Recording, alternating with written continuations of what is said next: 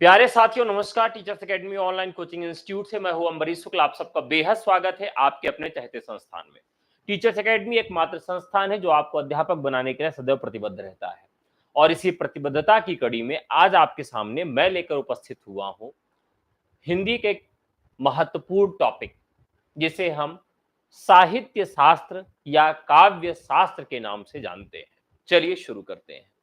साथियों, जब हम हिंदी साहित्य की चर्चा शुरू करते हैं, हिंदी साहित्य पढ़ने की बात करते हैं, तो उसके पहले उसके इतिहास के विषय में हमें जान लेना आवश्यक हो जाता है। जब हम काव्य शास्त्र के विषय में जानना चाहते हैं, तो उसके इतिहास के विषय में जान लेना आवश्यक है। साथियों, दरअसल जब हम साहित्य से पहले चलते हैं कि साहित्य से पहले क्या हुआ करता था। आज विशेषीकरण का दौर है। आज स्थिति यह है कि काव्य शास्त्र का विशेषज्ञ कोई और है, पाश्चात्य काव्य शास्त्र का कोई और है, भारतीय काव्य शास्त्र का कोई और है, हिंदी साहित्य के इतिहास का विशेषज्ञ कोई और है। विशेषज्ञता का दौर आ गया है, लेकिन पहले ऐसी विशेषज्ञता नहीं थी। विशेषज्ञता नहीं थी तो क्या था? पहले था वांग्मय, वाक्धनमय। जो बोलने की परंपरा में व्यवस्था थी वो वांग्मय की व्यवस्था थी। और इसी वांग्मय का जो विभाजन किया गया वह साहित्य, शास्त्र और वार्ता के रूप में किया गया। हम लोगों ने साहित्य में काफी कुछ पढ़ा और काफी कुछ अभी बाकी है। आज हम लोगों की चर्चा शुरू होगी शास्त्र पर।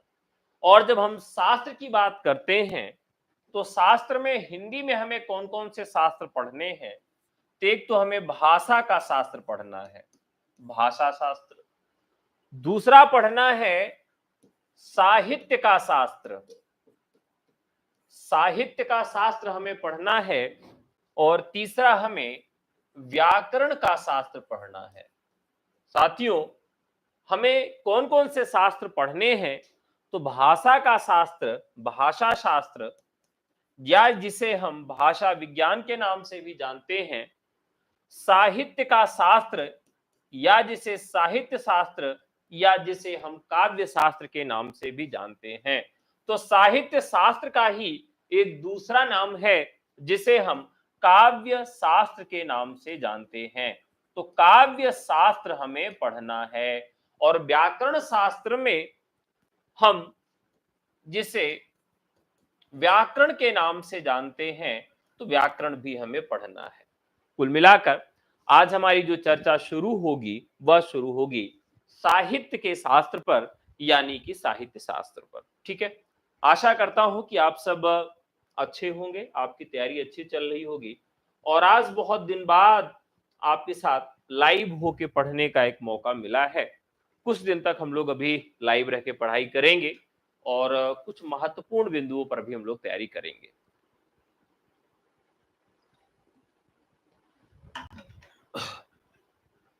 गर्मी बढ़ गई है।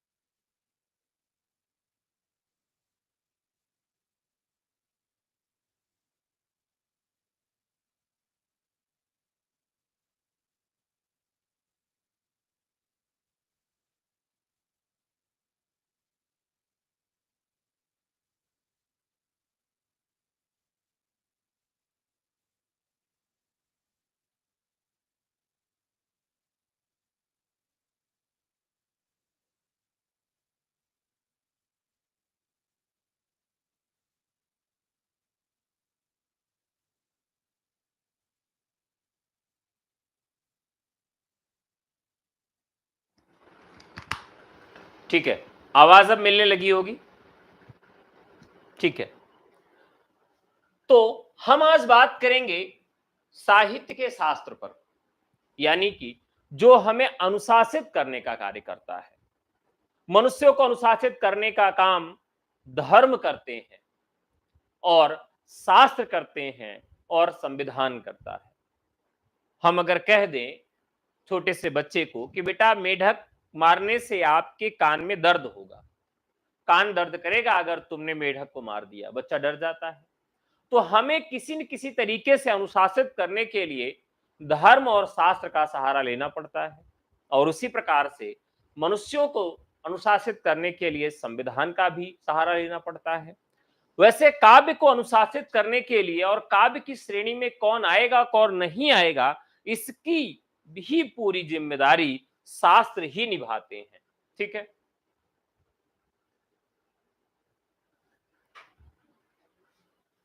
क्लियर है? ठीक है, अब प्रश्न ये उठता है जो साहित्य शब्द है, साहित्य किसे कहते हैं, इस पर क्या लोगों का नजरिया है। तो यहां पर हम साहित्य की बात करें तो हम दो तरह के साहित्य पर बात करेंगे। एक तो बात करेंगे संस्कृत पर और एक बात करेंगे हिंदी पर। ठीक है, हम दो जगह की यात्रा करेंगे, एक तो संस्कृत पर यात्रा करेंगे और दूसरी यात्रा हमारी कहां होगी, दूसरी यात्रा हमारी हिंदी होगी। और ये काव्य के लक्षण निर्धारित किए जाएंगे। क्या निर्धारित किया जाएगा?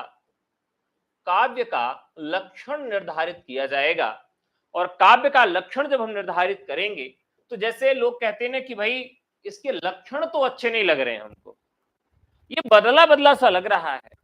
यानी हर चीज का एक लक्षण होता है, सब चीजों का एक लक्षण निर्धारित किया जाता है। वैसे काव्य का कुछ लक्षण निर्धारित किया गया। बहू के लक्षण अच्छे हैं या बुरे हैं, लड़के का लक्षण अच्छा है या बुरा है, वैसे ही काव्य के कुछ लक्षण निर्धारित किए गए। तो कुछ लक्षण संस्कृत के थे और कुछ लक्षण हिंदी के थे। संस्कृत में जो काव्य के लक्षण निर्धारित किए गए वो कितने आधारों पर निर्धारित किए गए और किसे हम काव्य कह सकते हैं, इसको लेकर विद्वानों में मतभेद था। तो यहां पर शब्दार्थ के आधार पर, किसके आधार पर? शब्दार्थ के आधार पर कहा गया भाई कि हम काव्य के लक्षण पर चर्चा करेंगे। दूसरा आया कि शब्द के आधार पर, शब्द के आधार पर। और तीसरा जो आता है रस और ध्वनि के आधार पर, रस और ध्वनि के आधार पर। तो साथियों यहां पर शब्दार्थ के आधार पर, शब्द के आधार पर, रस और ध्वनि के आधार पर, इन तीन आधारों पर काव्य के लक्षण निर्धारित किए गए संस्कृत साहित्य पर। जैसे शब्दार्थो सहितो काव्यम, बस ऐसे प्रश्न पूछा जाएगा कि शब्दार्थो सहितो काव्यम, यह परिभाषा काव्य लक्षण निर्धारित करती है। यह शब्द के आधार पर परिभाषा है, अर्थ के आधार पर परिभाषा है, रस और ध्वनि के आधार पर परिभाषा है। बस आपको एक चीज का चयन कर लेना होगा। ननु शब्दार्थो काव्यम पूछेगा कि यह परिभाषा किसकी है और यह परिभाषा किस पर आधारित है? शब्दार्थ के आधार पर, शब्द के आधार पर, रस और ध्वनि के आधार पर। तो इस तरह के प्रश्न आपसे पूछे जाएंगे। और काव्यशास्त्र में सबसे कठिन होता है संस्कृत के कुछ नियम, जो काव्यशास्त्रीय नियम है, जिन पंक्तियों को रटना। तो साथियों आपको रटना नहीं है, मैं आपको क्लास में ही याद कराऊंगा। ध्यान रखिएगा, आपको पूरी चीजें क्लास में ही रट जाएंगी, आपको अलग से पढ़ने की कोई आवश्यकता नहीं पड़ेगी। ठीक है, ये क्लियर है? हम अभी चर्चा कर लेते हैं कि क्या क्या हमें किस तरह से पढ़ना है। अब बात करते हैं जो काव्य शास्त्र का इतिहास है उस पर। ये बैच में ही क्लास चल रही है प्रभु जी, क्यों आप लोग परेशान रहते हैं? 6 दिन तो क्लास हमारी ऐप पर ही चलती है, 7 दिन, 10 दिन, 15 दिन। कभी कभी क्लासेस जो होती हैं वो पब्लिक हो जाती हैं और बाद में उसको ऐप पर डाल दिया जाता है, ठीक है? तो परेशान मत होइए, ये क्लास ऐप पर भी डाल दी जाएगी। कुछ लोग आ रहे हो देख के चले जा रहे हैं, कह रहे हैं अरे ये तो क्लास आज पब्लिक चल रही है। तो आइए जाइए मत, अगर सीरियसली रह के पढ़ना है तो पढ़िए, नहीं तो मत पढ़िए। काव्यशास्त्र का जो पोर्शन होता है वैसे भी ये बहुत टफ होता है, और अगर आप इसे लगातार रह के नहीं पढ़ेंगे तो कुछ नहीं समझ में आएगा, बेकार चला जाएगा। और मेरा वादा है कि अगर आप रुक कर पढ़ेंगे तो आपको क्लास में ही याद हो जाएगा, आपको अलग से पढ़ने की आवश्यकता नहीं पड़ेगी। ठीक है, चलिए। सर आवाज नहीं आ रहा है? जब आप लोग एकदम फिरकी ले रहे हैं, झूठ बोल रहे हैं, क्लास में आवाज तो आ रही है एकदम।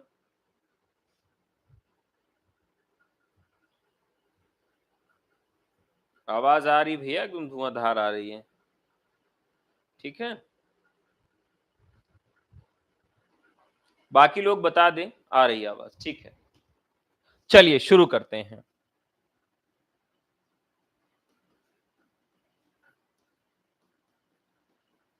काव्य शास्त्र का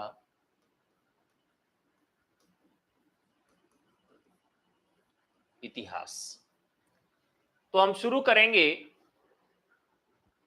नमस्कार, सबको प्रणाम। काव्य शास्त्र का इतिहास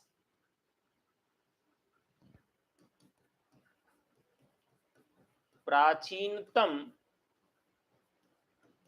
ग्रंथ भरत मुनि का नाट्य शास्त्र है। तो प्राचीनतम ग्रंथ जो है वह भरत मुनि का नाट्य शास्त्र है, और यह काव्य शास्त्र का प्रथम उपलब्धतम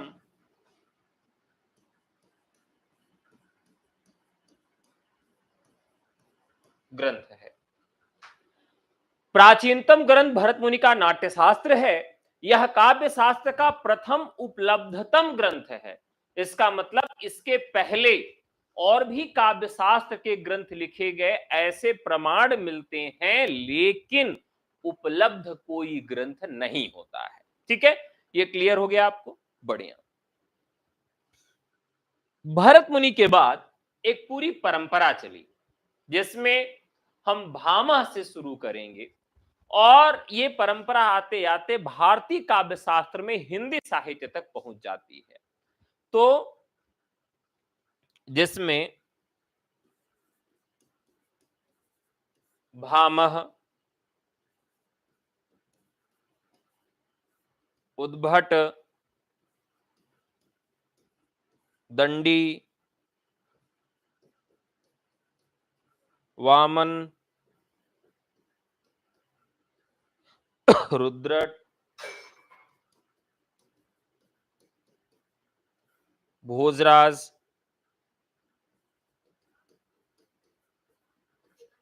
आनंदवर्धन, मम्मट,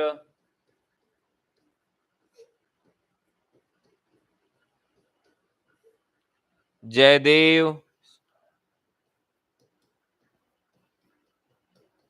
विश्वनाथ, अप्पय दीक्षित,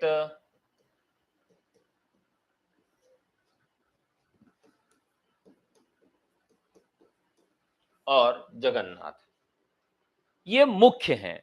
भामा से हम शुरुआत करेंगे, यानी कि भरत मुनि से हम शुरुआत करेंगे पहले, और भामा से होते हुए हम जगन्नाथ तक की यात्रा को पूर्ण करेंगे, और फिर यहां पर हिंदी में कृपाराम से शुरुआत करेंगे, यानी भामा से और इसके पहले भरत मुनि से। तो भरत मुनि से इसकी यात्रा शुरू होगी।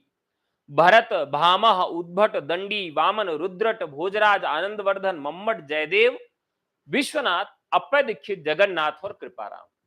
कृपाराम हिंदी में आ जाएंगे, इसके पहले के सारे लोग संस्कृत में। इतना क्लियर है आप सबको? अब इतना आपको समझ में आ गया। अब थोड़ा सा काव्य शास्त्र की मौलिक चीजें आपको बताते हैं कि काव्य शास्त्र में मौलिक चीजें हमें क्या पढ़नी है और क्या समझनी है, यानी काव्य का सिलेबस हमारा किस तरीके से होगा। तो पहली चीज जो हमें पढ़नी है वो पढ़ना है काव्य लक्षण।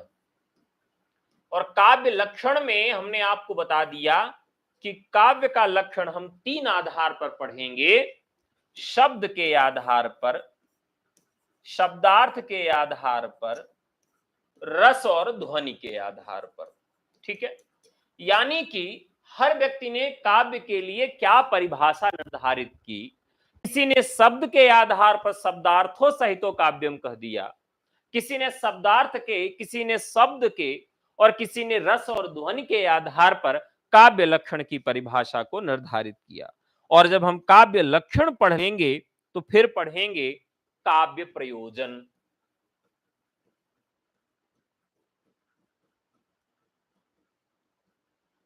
काव्य लक्षण में हम क्या पढ़ेंगे कि काव्य का लक्षण है क्या, और काव्य को हम 3 आधारों पर विभाजित करेंगे। ये याद रखिएगा, मोस्ट इंपॉर्टेंट सिलेबस है।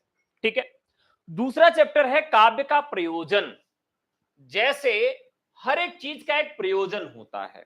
ठीक है, आप टीजीटी पीजीटी की तैयारी कर रहे हैं, उसका प्रयोजन है। मैं हिंदी पढ़ा रहा हूं, उसका प्रयोजन है। रामचंद्र शुक्ल ने हिंदी साहित्य का इतिहास लिखा, उसका भी प्रयोजन है। बच्चन सिंह ने हिंदी साहित्य का इतिहास लिखा, उसका भी प्रयोजन है। इस दुनिया में हर चीज का कुछ ना कुछ क्या होता है, प्रयोजन होता है। और ये प्रयोजन जो है यह अलग अलग दृष्टिकोणों से होता है। तो यहां पर भी काव्य का प्रयोजन क्या है, किसी ने काव्य की रचना क्यों की, वो संस्कृत में काव्य का प्रयोजन क्या था। जब संस्कृत के आचार्य काव्य लिख रहे थे तो उनके मन में काव्य का प्रयोजन क्या था, और हिंदी के आचार्य जब साहित्य लिख रहे थे तो उनके मन में काव्य का प्रयोजन क्या था, उन्होंने काव्य का लेखन क्यों किया। जैसे रामचंद्र शुक्ल क्यों करते हैं, तुलसीदास कहते हैं कि भाई मैं लोक मंगल के लिए काव्य लिखता हूं। तो सबका अपना अपना क्या है, प्रयोजन है। सबने अपने अपने प्रयोजन को बताया। ठीक है, तो ये हो गया आपका काव्य का प्रयोजन। तो किसी ने कहा धर्मार्थ काम मोक्षेषु वैक्य क्षण्यम कलासु च प्रीतिम करोति कीर्ति च साधु काव्य निवेशनम। सबने अपने अपने तरीके से इसको कहा। किसी ने कहा केवल मनोरंजन ना कवि का कर्म होना चाहिए, उसमें उचित उपदेश का भी मर्म होना चाहिए। तुम वहन कर सको जन जन में मेरे विचार, ज्योतित कर जन मन में जीवन का अंधकार। तो ये हो गया काव्य का प्रयोजन। सबने अपने अपने तरीके से काव्य का प्रयोजन निर्धारित किया। अब बारी आती है साथियों, काव्य प्रयोजन के बाद हम जिसको पढ़ेंगे काव्य हेतु पढ़ेंगे। काव्य हेतु, काव्य प्रयोजन और काव्य हेतु थोड़ा सा मिला जुला है, और यहां हम संस्कृत में भी इस बात को पढ़ेंगे कि संस्कृत में काव्य का हेतु क्या है और हिंदी साहित्य में काव्य का हेतु क्या है, हेतु का तात्पर्य क्या है। तो यहां पर हेतु को पढ़ेंगे कि भाई जो काव्य लिखा जाता है उसके पीछे कारण क्या है।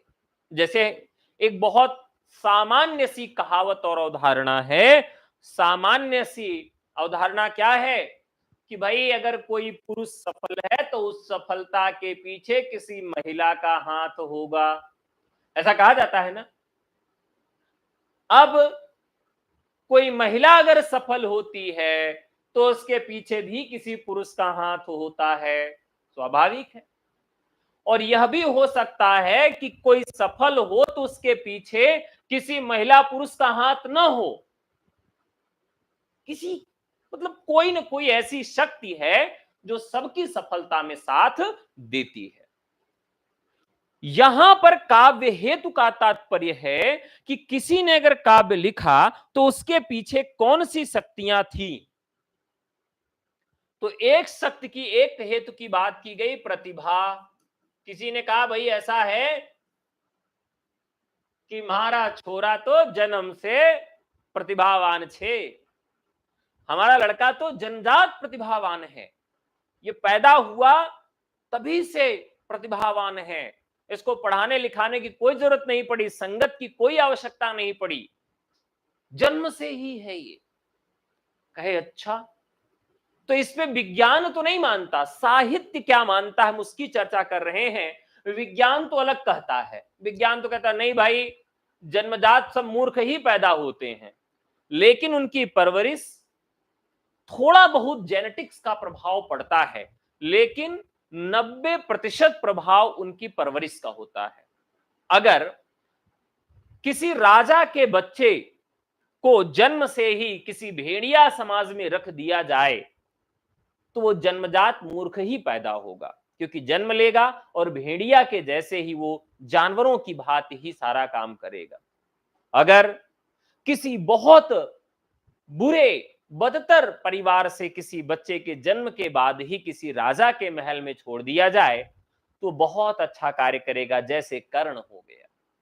तो इससे जन्म से कोई फर्क नहीं पड़ता कि आप कहां जन्म लिए, किसकी कोख से जन्म लिए, जीन का बहुत खास फर्क नहीं पड़ता। कुछ जेनेटिक्स चीजें आती हैं लेकिन उसका प्रभाव बुद्धि पर 10% होता है, 90% प्रभाव पड़ता है कि आपने अपने आप को मांझा कैसे और किस परिवेश में आपका भरण पोषण पालन हुआ है।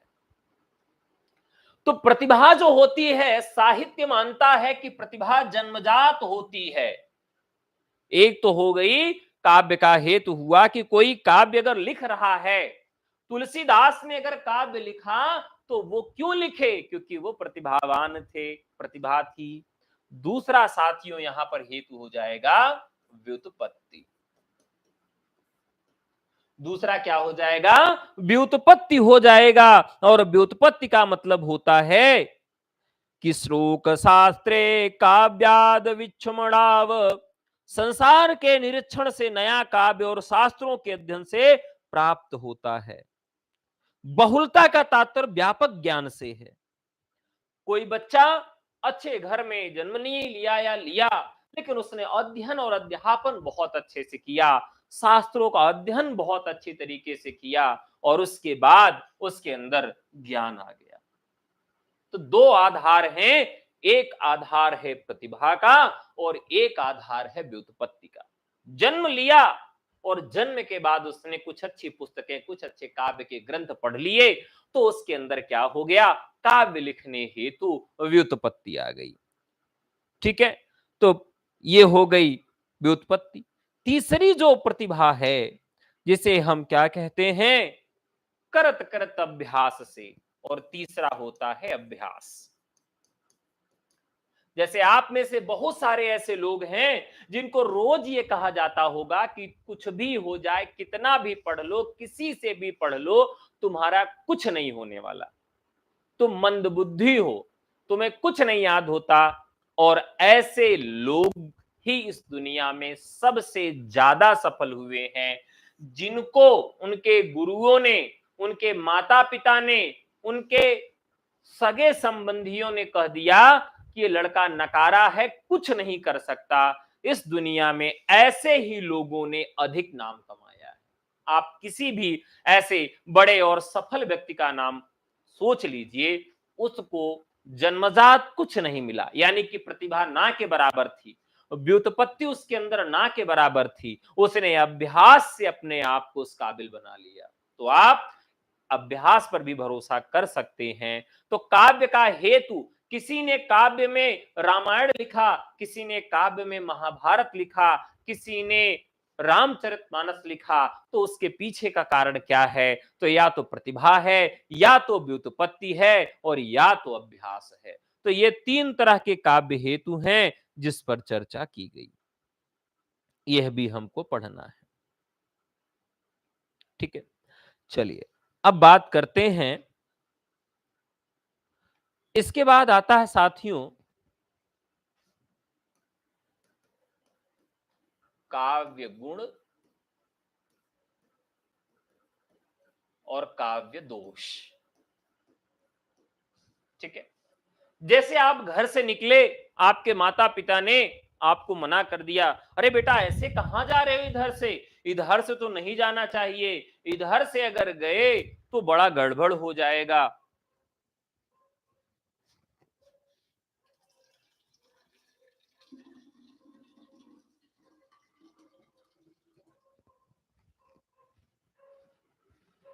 हमारे माता पिता अक्सर ये मना करते हैं कि ऐसा मत करो, वैसा मत करो, यहां से मत जाओ, वहां से मत जाओ।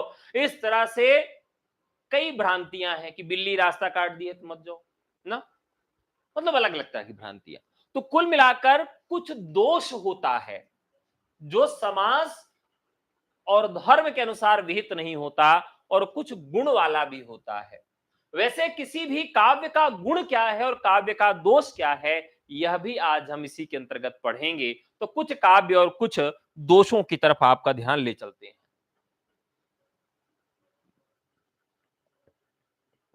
चलिए अब गुणों की बात करें तो काव्य गुण मुख्यतः कितने प्रकार के हैं। कई बार परीक्षा में यहीं से प्रश्न पूछा गया है, माधुर्य, ओज और प्रसाद। माधुर्य, ओज और प्रसाद, यहां से हूबहू प्रश्न पूछे जाते हैं। यहां से आप देखेंगे तो हूबहू प्रश्न आपके यहां आया है और आगे भी आएगा। ठीक है, ये आपको याद ही रखना होगा। ठीक है, काव्य में 10 गुण होते हैं। वामन ने अलग अलग बताया 48। तो किसने कितना गुण बताया और किसने कितना दोष बताया, यह प्रश्न पूछा जाएगा। वामन ने, भामह ने, उद्भट ने, राजशेखर ने, भरत मुनि ने किसने कितना काव्य का गुण बताया और किसने कितना काव्य का दोष बताया, यह भी प्रश्न आपके यहां पूछा जाएगा। लेकिन मुख्य रूप से ये 3 ही काव्यों के गुण हैं, माधुर्य, ओज और प्रसाद। ठीक है, साथियों अब बात करते हैं कि काव्य की दोष की बात। काव्य के दोष के लिए 2 भाग कर दिए गए, शब्द के आधार पर, अर्थ के आधार पर। 2 आधारों पर यहां पर काव्य दोषों का विभाजन कर दिया गया। शब्द दोष 37 प्रकार के हैं और अर्थ दोष 27 प्रकार के हैं। ठीक है, चलिए जैसे एक आध दोष मैं आपको दिखा देता हूं तो आपको थोड़ा सा समझ में आ जाएगा। जैसे हमने कहा अ, एक कि सिर पर बैठे काग, मूड़े पर बैठा काग, आंख दो खात निकारत, जीभई खींचत स्यार, अति आनंद उर धारत। मूड़े पर बैठा काग। अब यहां एक शब्द आया है मूड़े पर बैठा, मूड़। तो साहित्य में एक दोष होता है जिसे ग्रामत्व दोष कहते हैं। ग्रामत्व दोष।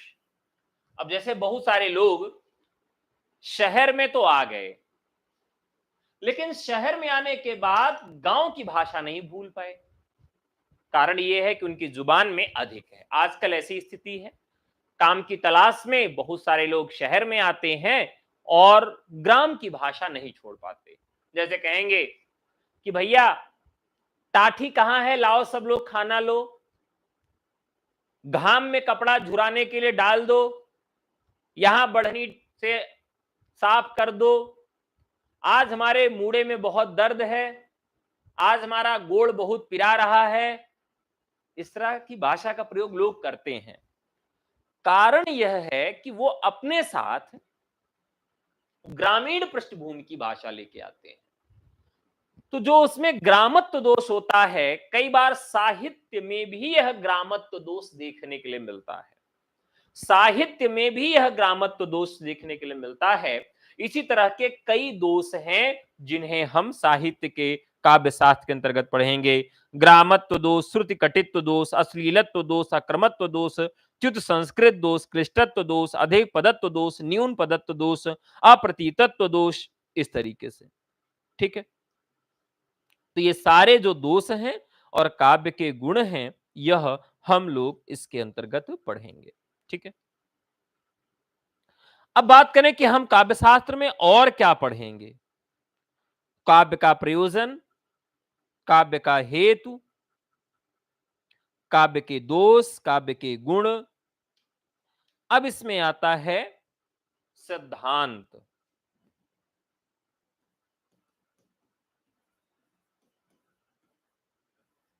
सिद्धांत और संप्रदाय।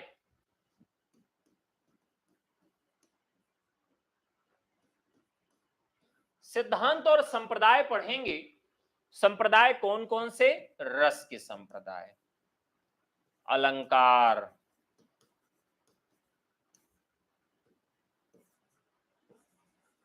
वक्रोक्ति, ध्वनि,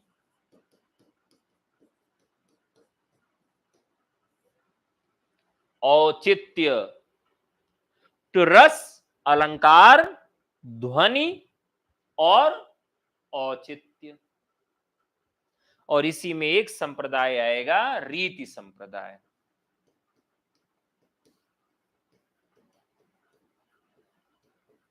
ठीक है साथियों, ये सब हमको पढ़ना होगा। ये सारे जो संप्रदाय हैं, ये हमको पढ़ने होंगे।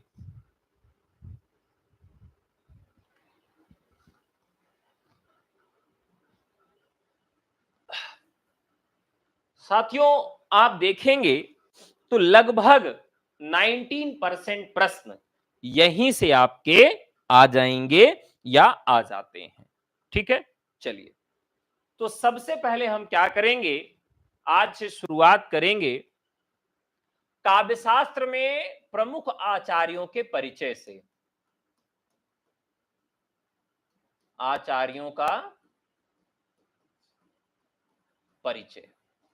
एक प्रश्न आपके यहां आचार्यों के परिचय से पूछा जाता है और उसमें पूछा जाता है कौन सा आचार्य किस क्रम में आता है। कौन से आचार्य किस क्रम में आएंगे, यानी कि जैसे दे दिया गया भरत मुनि, मम्मट, आनंदवर्धन और जगन्नाथ, इनको क्रम में रखिए। या पूछ लीगा इनमें से कौन सा आचार्य रस विरोधी है, इनमें से कौन से आचार्य रसवादी है, इनमें से कौन से आचार्य ध्वनि विरोधी हैं, तो उसके समर्थक और उसके विरोधी, ये याद रखना होगा। सबसे पहले रस सिद्धांत पर चर्चा किसने की, सबसे अंत में किसने की, और वर्तमान में रस सिद्धांत के प्रतिस्थापक कौन है। तो इस तरीके से जो विभिन्न आचार्य हैं, उनकी एक प्रोफाइल जो है, आचार्यों का जो परिचय है, उनकी एक प्रोफाइल हमारे दिमाग में होनी चाहिए, क्योंकि वहां से प्रश्न आपके लिए हूबहू पूछा जाता है। ठीक है, तो चलिए सबसे पहले हम आज शुरुआत करेंगे आचार्यों के परिचय से, और फिर इसके बाद आचार्यों का परिचय जब पूर्ण हो जाएगा तो पहली क्लास में हम बात करेंगे साथियों काव्य शास्त्र के इतिहास के विभाजन पर। जैसे हम हिंदी साहित्य के इतिहास का विभाजन करते हैं आदिकाल, भक्तिकाल, रीतिकाल और आधुनिक काल के रूप में, वैसे काव्य शास्त्र के इतिहास को हम कितने भागों में विभाजित कर सकते हैं, यह भी हम विभाजित करेंगे, क्योंकि यह भी प्रश्न परीक्षा में पूछा जा चुका है कि काव्य शास्त्र का जो इतिहास है उसको कितने भागों में विभाजित किया गया है। ठीक है, चलिए शुरू करते हैं। तो आज के सबसे पहले आचार्य हैं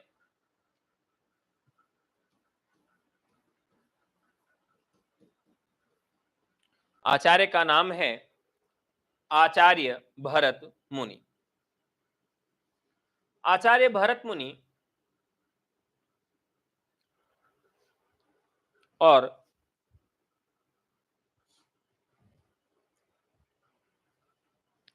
इनका समय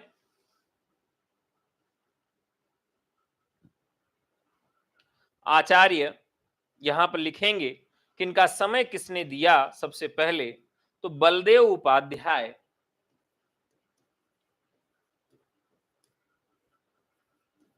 बलदेव उपाध्याय ने इन्हें प्रथम आचार्य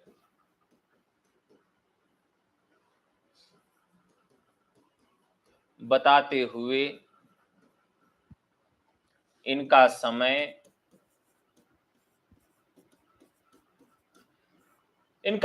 मोस्ट इंपॉर्टेंट है।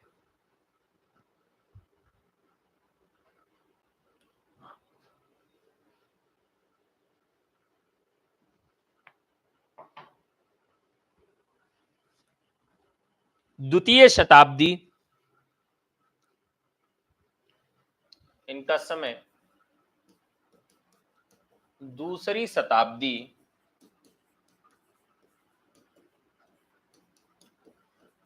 निर्धारित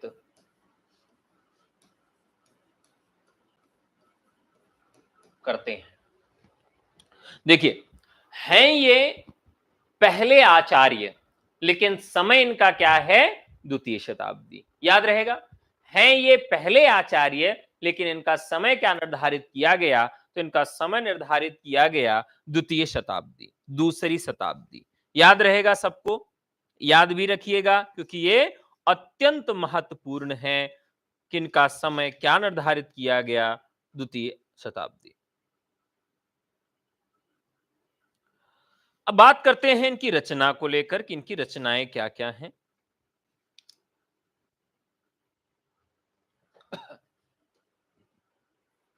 इनका ग्रंथ है नाट्य शास्त्र। इनके ग्रंथ के विषय में हम पूरी चर्चा करेंगे जब रस सिद्धांत पढ़ेंगे, और एक एक अध्याय के विषय में चर्चा करेंगे। हमारे पास नाट्य शास्त्र की पुस्तक भी है, ठीक है। किस अध्याय में इन्होंने क्या चीज बताई है, किस अध्याय में क्या है, वो मैं आपको एकदम बढ़िया से याद करा दूंगा, बता दूंगा, जो परीक्षा के लिए उपयोगी और महत्वपूर्ण है, ठीक है। तो नाट्य शास्त्र जो ग्रंथ है इनका, यह ग्रंथ में क्या क्या है, इस पर हम पूरी बात करेंगे।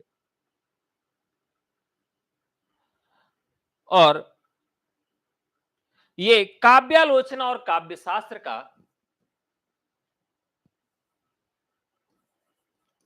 भारतीय काव्यालोचना एवं काव्य शास्त्र का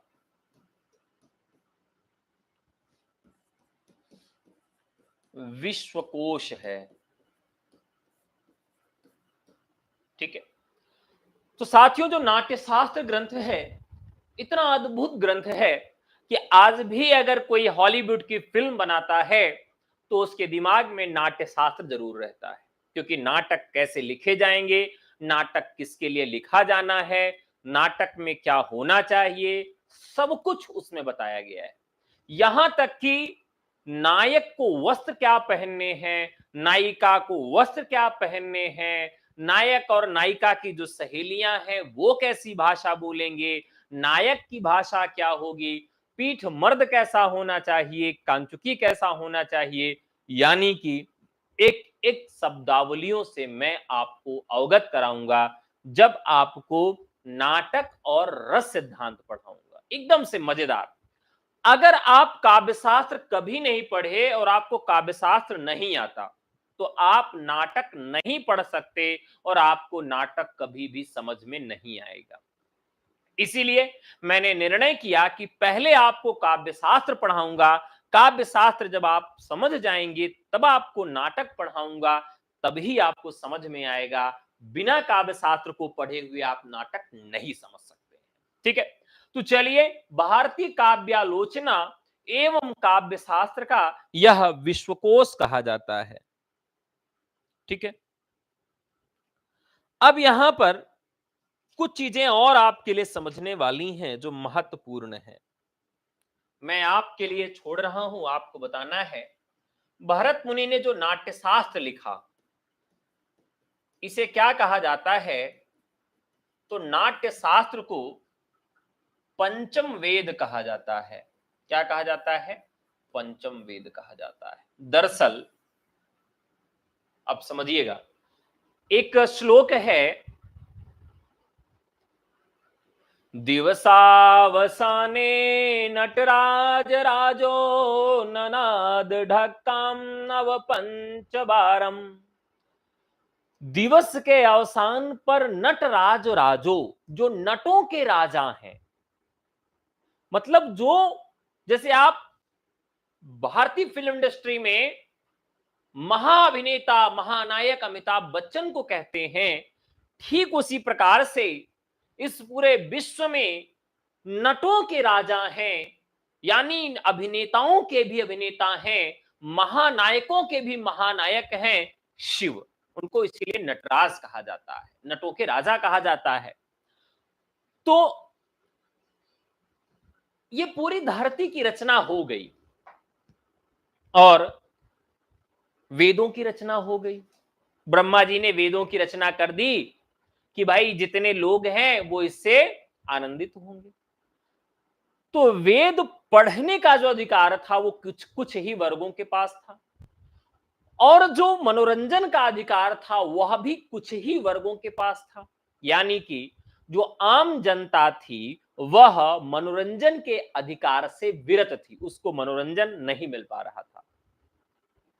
तो ब्रह्मा जी बहुत दुखी हुए कि मैंने धरती तो बना दी, लेकिन हमारी धरती पर लोग लड़ भिड़ रहे हैं, खुश नहीं है, उनके पास मनोरंजन के लिए कोई साधन नहीं है।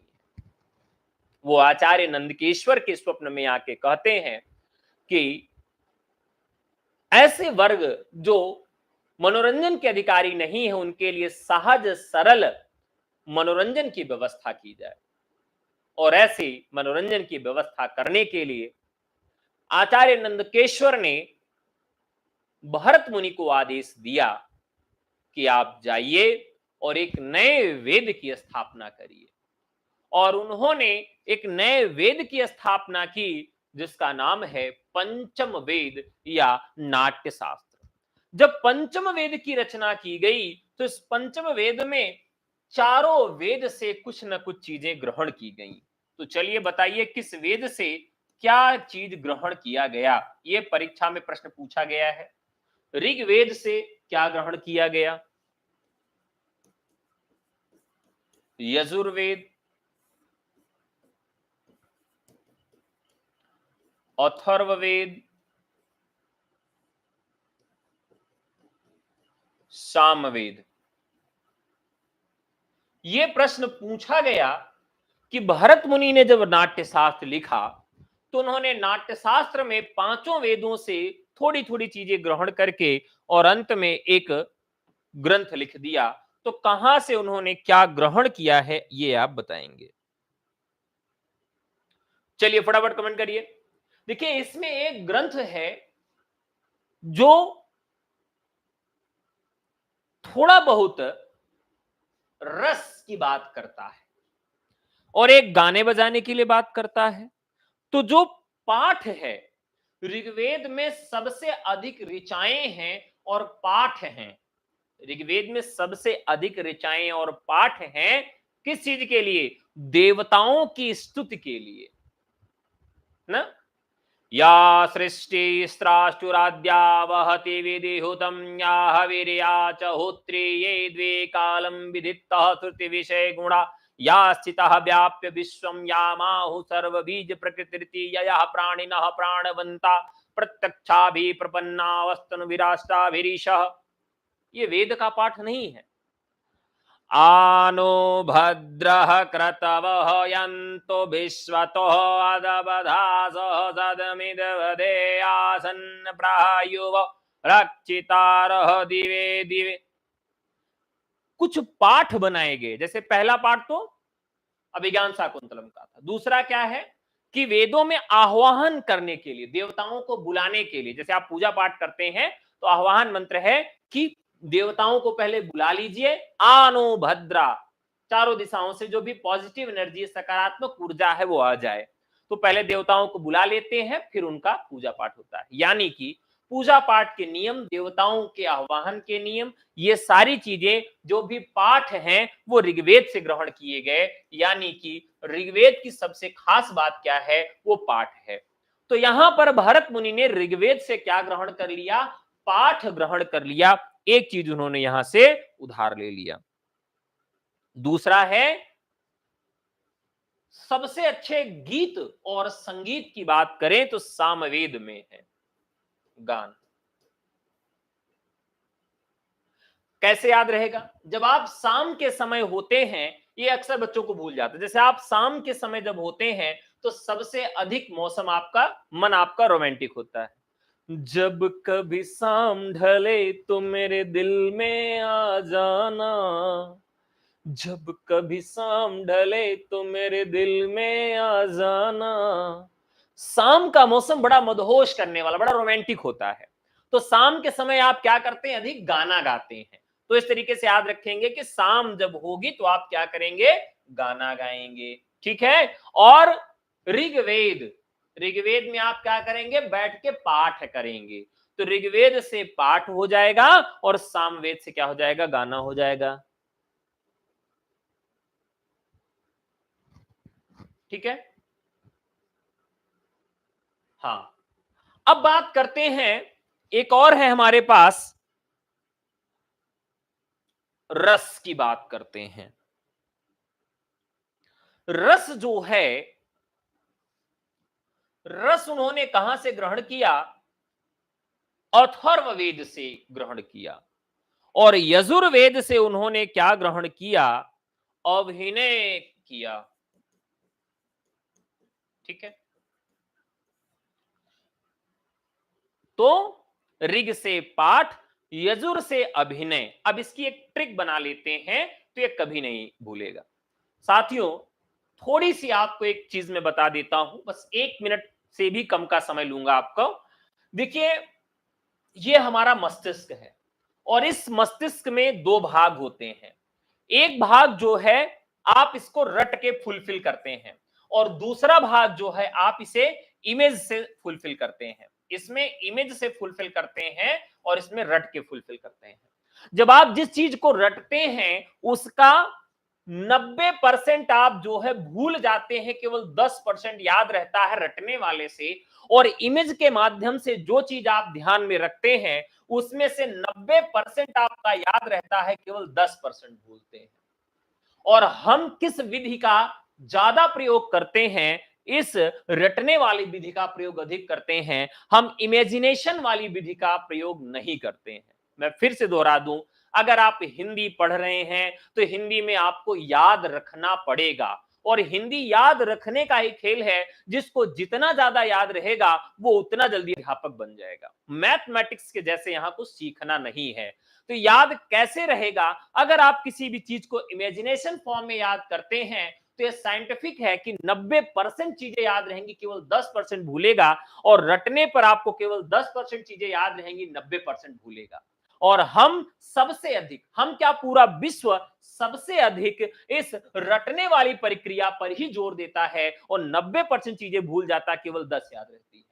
तो मैं आपको जो पढ़ाऊंगा, जो याद करने की विधियां बताऊंगा, वो किससे बताऊंगा, इमेजिनेशन पावर से बताऊंगा, जिससे 90% आपको याद रहे, केवल 10% भूले। ये हमारी कक्षा की सबसे खास बात होती है। मैंने इसके लिए बहुत साधना भी किया है, बहुत सारी चीजें पढ़ी हैं, और उसके बाद मैं उसको अपने कोर्स पे लागू करता हूं, जिससे आपको चीजें रटनी न पड़े, चीजें अपने आप याद हो जाएं। चलिए, जैसे आज यहां देखते हैं, हमको याद करना है कि ऋग्वेद से पाठ। ठीक है, हमको क्या याद करना है, ऋग्वेद से पाठ। ठीक है। सबसे पहला है ये। तो पहले क्या होता है कि मान लीजिए आपके घर में, अब देखिए इमेजिनेशन से इसको याद करना है। आपका एक घर है, घर में इस तरीके से कोई एक किताब रखी हुई है और उस किताब के ऊपर लिखा हुआ है ऋग्वेद, ठीक है। आप घर में प्रवेश किए और आपकी मम्मी ने कहा, मम्मी सबसे पहले क्या डांटती हैं, चलो उठो किताब पढ़ो। वही कहती है ना, किताब पढ़ो, ये पढ़ता नहीं है। जब भी आपसे कहेंगे पढ़ता नहीं तो लिखना बाद में कहती है, पढ़ता लिखता नहीं है, ठीक है। पहले क्या कहते हैं कि ये पढ़ता नहीं है, यही कहते हैं ना। तो पढ़ता नहीं है का तात्पर्य है कि पाठ नहीं करता।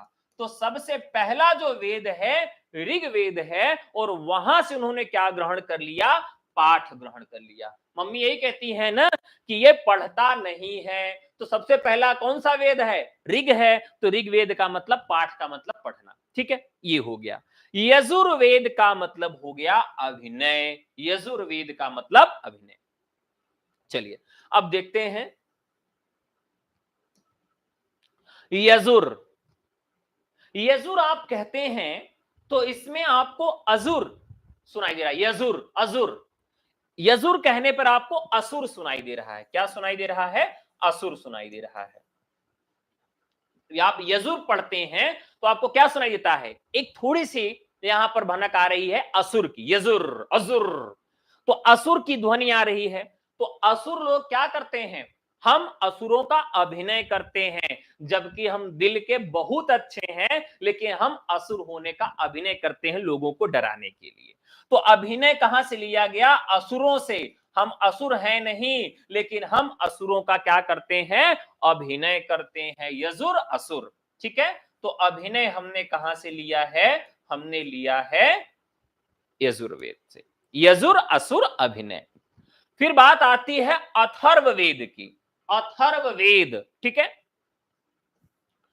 अथर्ववेद जो है, अब आपने बहुत सारे ग्रंथों में देखा होगा, बहुत जगह आपने देखा होगा, तो जितनी भी रस वाले काम हैं, जितने भी रस यानी कि कोई जड़ी बूटी बनाई जा रही है, कुछ भी बनाया जा रहा है, तो वहां पर किसकी आवश्यकता पड़ती है, रस की आवश्यकता पड़ती है। यहां पर अथर्व लिखा गया है, क्या है, तो आपके घर का एक बच्चा है अथर्व। लगभग घरों में एक बच्चा होता है जिसका नाम क्या होता है, अथर्व होता है, ठीक है। और उसी को हम घर में कोई आता है तो क्या कहते हैं, बेटा ऐसा है कि रस रखा हुआ है, पानी रखा हुआ है, ग्लास में ले आओ मेरे पास। तो छोटे बच्चों को ही हम क्या कहते हैं कि जाओ बेटा ग्लास वाला पानी ले आओ, अथर्व बेटा जाओ रस लाओ। देखिए हम जो भी इमेजिनेशन फॉर्म लाएं उसमें खुद को शामिल करें। जैसे आप किसी शादी में गए तो शादी में एक वीडियो क्लिप बनी, ठीक है, और उस वीडियो क्लिप की कैसेट बनी, आपके मित्र ने आपको बुलाया, कहा ये आपको शादी वाली क्लिप दिखाते हैं। तो उस शादी वाली क्लिप में आप केवल अपने को देखना चाहेंगे, आप उसी जगह पर ज्यादा ध्यान केंद्रित रखेंगे जहां जहां आप शादी वाले में हैं। आपने कहा अरे यहां पर मुंह थोड़ा पॉज करके देखिए, तो जहां जहां आप शादी वाले क्लिप में हैं उतनी ही क्लिप आप देखना पसंद करते हैं, पूरी क्लिप से आपको लेना देना नहीं है। या तो आपकी कोई क्रश हो, या क्रश लड़की या लड़का कोई भी हो, तब आप उसको देखना पसंद करते हैं, इसके सिवा आप किसी को देखना पसंद नहीं करते हैं। कहने का तात्पर्य हुआ दोस्तों कि हमारा दिमाग जो है वो हमको सबसे अधिक महत्व देता है। तो कोई भी ट्रिक बनाए आप उस ट्रिक में स्वयं को शामिल करें तो वो हमेशा याद रहेगा। तो आपके घर में आपके रिश्तेदारी में कोई बच्चा है जिस बच्चे का नाम है अथर्व, ठीक है, क्या नाम है उसका, अथर्व नाम है। तो फिर उसको हम क्या करेंगे कि अथर्व बेटा जाओ रस लाओ, अथर्व बेटा पानी लाओ। तो ये ऐसे याद हो जाएगा, अथर्व को रस लाने के लिए कहा गया। यजुर से असुर निकला, असुरों का हम अभिनय करते हैं जबकि हम हैं नहीं। हमारी मम्मी कहती है कि ऋग्वेद उठाओ और उसका पाठ करो। और सामवेद, और शाम के समय हम क्या गाते हैं, गाना गाते हैं, कभी शाम ढले तो मेरे दिल में आ जाना, कभी शाम ढले। तो बस इस तरीके से कुल मिला के मैंने थोड़ा सा ज्यादा टाइम लगाया, लेकिन आप जो भी ट्रिक बनाएंगे, जो भी ट्रिक हम आपको सिखाएंगे, उसमें इसी तरीके से छोटी छोटी चीजों के माध्यम से एक इमेजिनेशन से आपको चीजों को याद कराने का प्रयास करेंगे कि वो कभी नहीं भूले। चलिए एक बार रिकैप कर लेते हैं। मम्मी कहती है ऋग्वेद से पाठ करो, यजुर से असुर निकला, असुरों का अभिनय करते हैं, जबकि हमारा दिल बहुत अच्छा है, दिल बच्चा लेकिन असुर जैसा अभिनय करते हैं। अथर्व से पानी मंगाते हैं, रस मंगाते हैं, और शाम के समय हम गाना गाते हैं। ठीक है, इस तरीके से दिमाग में अपने रख लेना है, रटने की आवश्यकता नहीं है। चलिए, ये प्रश्न कई बार पूछा गया है और ये पूछा भी जाएगा। चलिए अब यहां और आगे बात करते हैं। अब ये देखते हैं,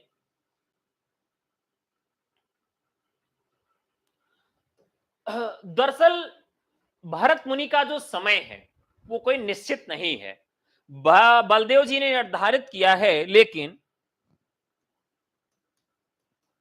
नाट्य शास्त्र का समय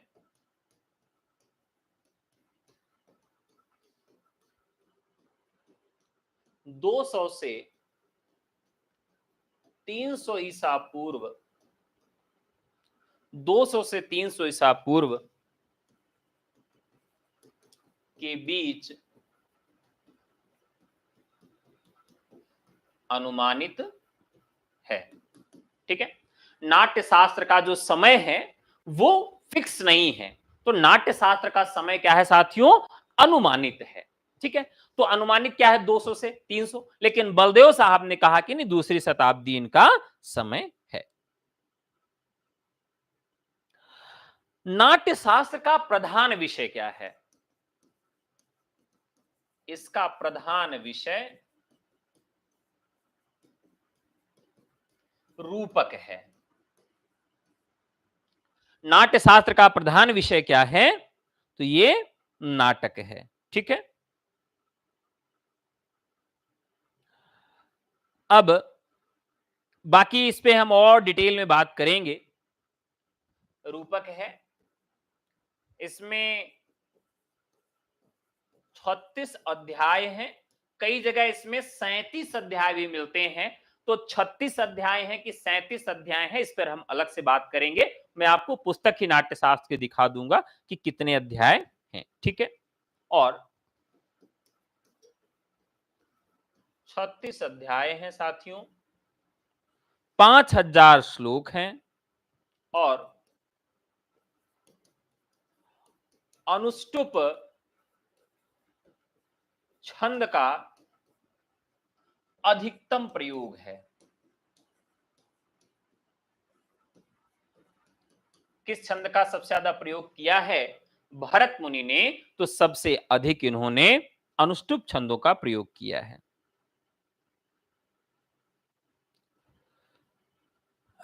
ठीक है,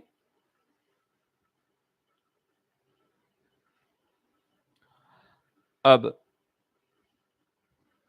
इन्होंने नाटक के 4 अंग स्वीकार किए।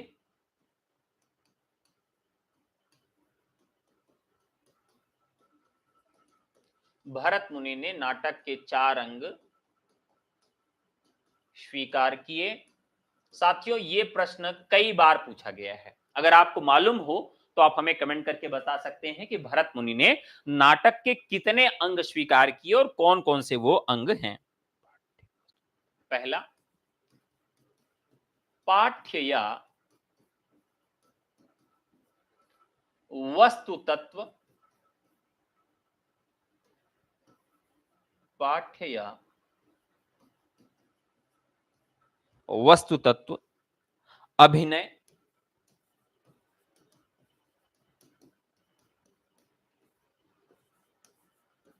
तीसरा संगीत, और चौथा रस। ये मोस्ट इंपॉर्टेंट है, यहां से चीजें आपको पूछी जाएंगी, आपको याद रखना है कि नाटक के 4 अंग भरत मुनि ने कौन कौन से स्वीकार किए हैं।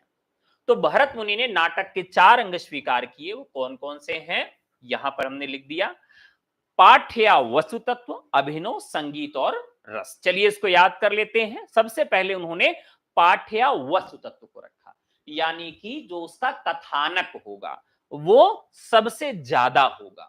मतलब पहला उन्होंने कथानक को रख दिया, दूसरा जो उन्होंने अभिनय को रख दिया, तीसरा संगीत को, चौथा रस को। चलिए हम एक इमेज के माध्यम से रख लेते हैं। यहां पर एक कहानी आपको सुनाई जा रही है। क्या की जा रही है? एक कहानी सुनाई जा रही है। ठीक है, कहानी का मतलब जो हो गया वस्तु तत्व हो गया। कहानी जैसे सुनाई गई तो कहानी सुनाते सुनाते जो कहानी सुना रहा था वो थोड़ा बहुत अभिनय करने लगा। क्या करने लगा साथियों? अब मान लीजिए आप कहानी सुनाते हैं तो कहानी सुनाते सुनाते आप उस किरदार में भी अपने को डुबो लेते हैं। जैसे तो शेर आया और शेर ने दहाड़ा और बंदर डर गए, बंदर भागने लगे। अब यहां क्या हुआ? बंदर के अभिनय में आ गए। फिर जैसे आगे बढ़े तो उधर से बहुत सारे कुत्ते चले जा रहे थे, कुत्ते भौंकने लगे। जैसे आगे बढ़े बिल्ली मिली, अब देखिए यहां पर क्या है, आप कहानी सुना रहे हैं और उस कहानी में अभिनय आ रहा है। कहानी मतलब वस्तु तत्व है, लेकिन उस वस्तु तत्व में क्या हो रहा है? अभिनय भी आ जा रहा है। जितने भी पात्र आ रहे हैं उस वस्तु तत्व में, उन सब का क्या हो रहा है? अभिनय आ जा रहा है। तो कहानी में अभिनय आया और अभिनय के साथ साथ क्या होता है? अभिनय तब मजेदार होता है जब संगीत उसके बगल बजती रहे। मतलब अगर खतरनाक संगीत नहीं बज रही है, अब अगर मान लीजिए खतरनाक संगीत नहीं है, आप देखिए कि दरवाजा जब खुलता है, कोई डरावनी फिल्म रहती है तो उसकी जो उसका जो म्यूजिक होता है, बैकग्राउंड म्यूजिक, बैकग्राउंड संगीत इतना खतरनाक होता है, डरावना। यानी कि जब कहानी सुनाएंगे तो उसमें अभिनय भी होगा और अभिनय के साथ साथ संगीत भी होगा। अगर संगीत नहीं है तो अभिनय बेकार है। यानी कि बहुत सारी चीजें गड़बड़ हो जाती हैं। जैसे मान लीजिए आप अभिनय में कुछ गड़बड़ी होगी तो संगीत उसको संभाल लेता है। तो कहानी में कथ्य होगा, अभिनय होगा और संगीत होगी। और जब ये तीनों चीज आप ला देंगे तो क्या होगा गुरु? कहेंगे बहुत रस मिला गुरु, एकदम मजा आ गया, रस से सराबोर हो गए। क्या हो गए? हम रस से सराबोर हो गए। तो यहां पर वही मामला हुआ कि सबसे पहले पाठ्य वस्तु तत्व होगा, फिर अभिनय आएगा और अभिनय के बाद संगीत आएगा और संगीत के बाद क्या जाएगा? रस से सराबोर हो जाएंगे, हमको रस मिलने लगेगा। क्लियर हो गया?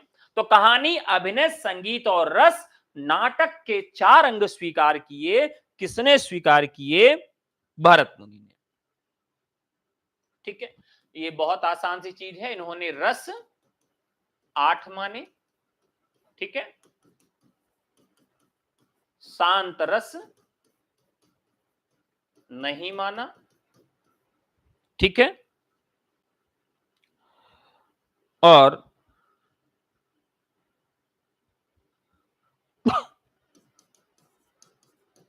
हास्य रस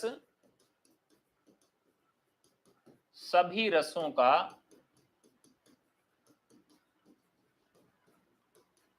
सुखात्मक है। उन्होंने कहा कि जो हास्य रस है वो सभी रसों का सुखात्मक है। हास्य रस क्या है? सभी का सुखात्मक है। इस पे भी बात कर लेंगे। और उन्होंने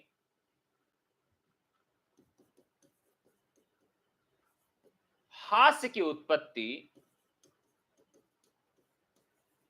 हास्य की उत्पत्ति श्रृंगार से मानी। किससे मानी? श्रृंगार से मानी। इसको भी बता देता हूं कि क्यों मानी, कैसे मानी। इसको पहले लिख लीजिए। श्रृंगार विभेद हास्य, ठीक है,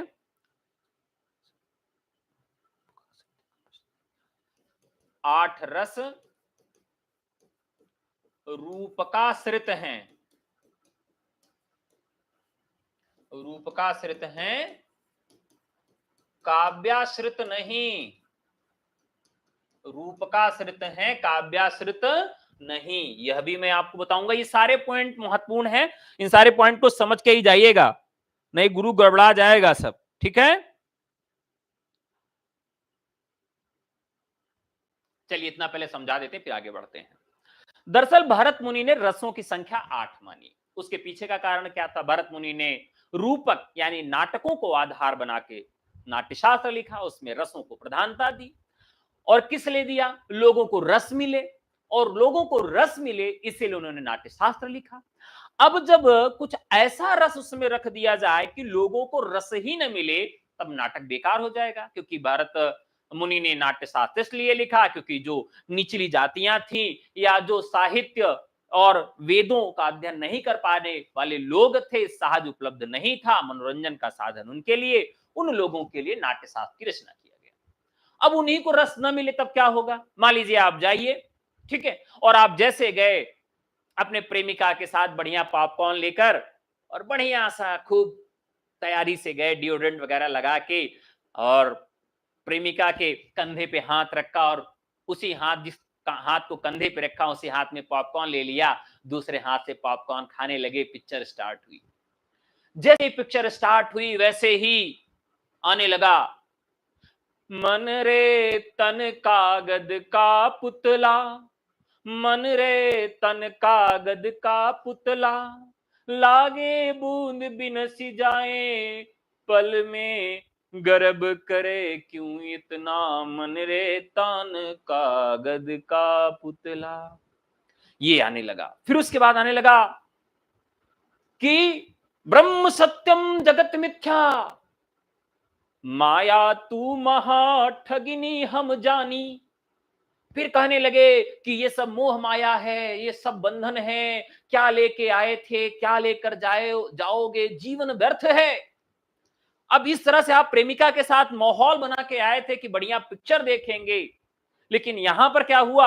आपको ये ज्ञान की बातें, दर्शन की बातें बताई जाने लगी।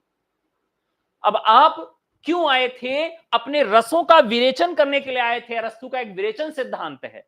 अरस्तु के विरेचन सिद्धांत में है कि हर व्यक्ति अपने रसों मतलब तादात्म्य स्थापित करता है, साधारणीकृत होके ही उसका रस का विरेचन हो जाता है। जैसे मान लीजिए कोई फिल्म चल रही है, तो फिल्म में क्या हुआ? आपकी प्रेमिका पत्नी नहीं है आपके पास, और आलिंगन का दृश्य हुआ, तो आप अपने प्रेमी और पत्नी या जो भी है आपके पास, उसके यादों में खो गए, मदहोश हो गए। यानी कि आपका जो दुख या सुख है, जो आपका प्रेम है, उससे तादात्म्य स्थापित हो गया, रस का विरेचन हुआ। दुखी हैं, आपको कोई आपका ब्रेकअप हो गया, आपको कोई छोड़ के चला गया, चली गई है, वहां पर भी अगर प्रेम विच्छेद है तो उससे आप जुड़ जाएंगे, तादात्म्य स्थापित हो जाएगा। कुल मिलाकर व्यक्ति जब सिनेमा हॉल में जाता है, प्रेक्षागृह में जाता है, नाटक देखने जाता है, तो क्या चाहता है? अपने सुख दुख को उसके माध्यम से जोड़ना चाहता है।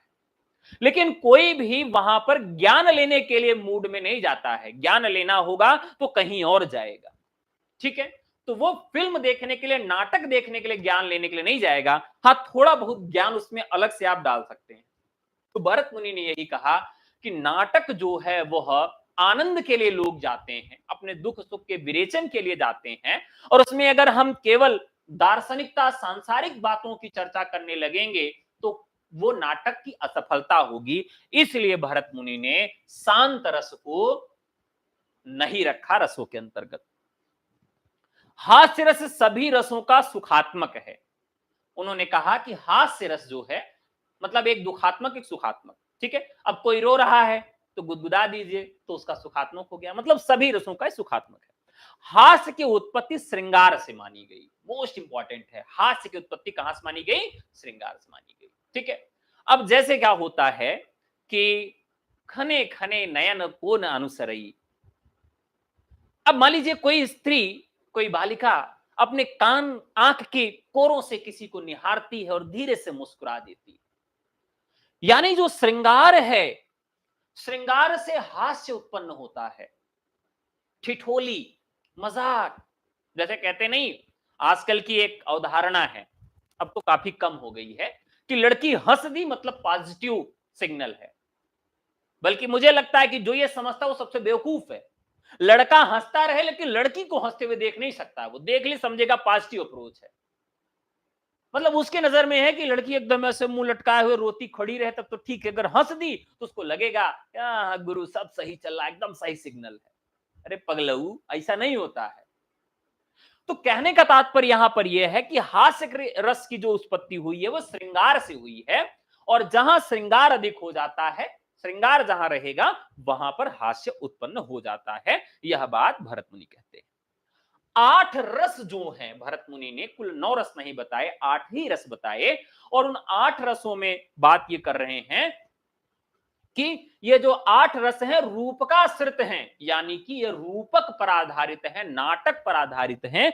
हम इनकी चर्चा काव्याश्रित नहीं कर रहे हैं, ये काव्य के आश्रित नहीं है। ये कई बार पूछा गया है, इंटरव्यू में कई बार इस तरह के प्रश्न पूछे गए हैं कि भरत मुनि ने जो रसों की स्थापना की वो काव्यो आश्रित हैं या नहीं है। तो ज्यादातर लोग कह देते हैं कि काव्य के आश्रित है, नहीं है। उन्होंने काव्य के आश्रित न कह के इसे रूपकों के आश्रित कहा है, अर्थात उन्होंने जो रसों की अवधारणा रखी है वह नाटकों के अधीन रखी है। ये आपको याद रखना पड़ेगा, ठीक है। और इसका उद्देश्य क्या है? उनका उद्देश्य था प्रेक्षकों का आनंद। क्या था? प्रेक्षकों का आनंद।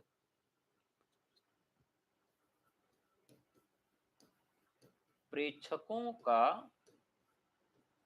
आनंद रस का उद्देश्य, ठीक है। तो भरत मुनि ने जो रस है उनका उद्देश्य क्या बताया? प्रेक्षकों का आनंद। जो देखने गए हैं नाटक, जब तक वो आनंदित नहीं होंगे तब तक वो उसका उद्देश्य पूर्ण नहीं होता है, ठीक है। प्रधान रस, भरत मुनि ने प्रधान रस कितने माने, ठीक है, ये देख लेते हैं। पहला श्रृंगार, रौद्र, वीर और विभत्स, ठीक है।